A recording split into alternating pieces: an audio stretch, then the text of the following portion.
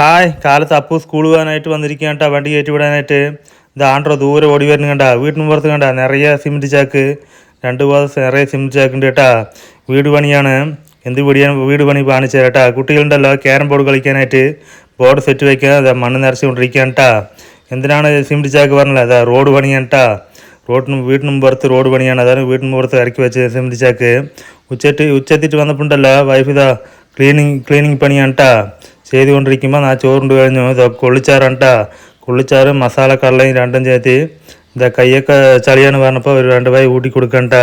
നിങ്ങൾ വൈഫിന് ഊട്ടി കൊടുക്കുക പറയണം. സ്കൂളിൽ പോയിട്ട് വന്നിട്ട് അപ്പോൾ സെലക്ട് ചെയ്തിട്ടുകൊണ്ടിരിക്കുകയാണ് കേട്ടോ ഏത് ബിസ്ക്കറ്റ് വാങ്ങിക്കാൻ പറഞ്ഞിട്ട്. പിന്നെ രാത്രി ഉണ്ടല്ലോ കളിക്കാൻ വന്നിരിക്കുകയാണ്. ചോറിട്ടുണ്ട്. ചാറെന്താണ് പരിപ്പ് ചാറാണ് കേട്ടാ. പരിപ്പ് ചാറ് സൂപ്പറായി വെച്ചിട്ടുണ്ട്. പിന്നെ ഒരു പപ്പടം. അത് മാത്രമല്ല അതാ മസാല ഓംപ്ലേറ്റ് ഉണ്ടാക്കിയിട്ട് കേട്ടാ. സൂപ്പർ ടേസ്റ്റാണ് മസാല ഓംപ്ലേറ്റ്.